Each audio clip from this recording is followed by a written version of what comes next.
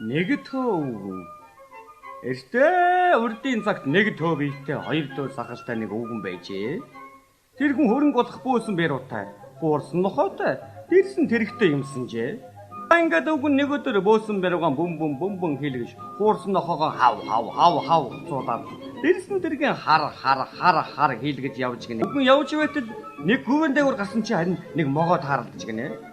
Тэрнийг эр хүнд олц гэж аваад, дэрсэн тэргэн дээр аяжгаа цааш явж байтал нэг айлын нутаг тааралдаж гинэ. Тэнд нь очисон чинь нэг шивээ, нэг муу тэвэн, нэг шувууны 7 өндөг. Тэгээд бас нэг муу төмөр муун байсныг аваад цааш явж байтал мангасын өндөр гараа аваахаа таарлаж гинэ. Дахиад очисон чинь мангас нэцгүй байна.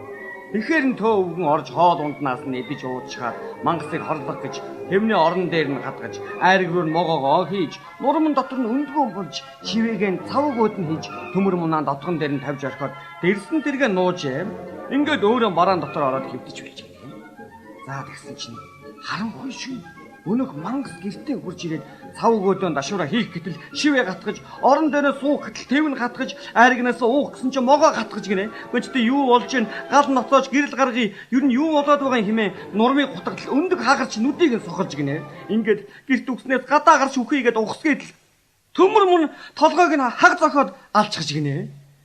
Энийг нөнөө төө өвгөн хараад одоо ийм том мангасыг одоо ийм жижигхэн хүн алчлаа гэж байх уу гэж онгирч хөөрч хөхөрсөөр байгаад элгэн хөшөөд үгчихсэн юм гэдэг.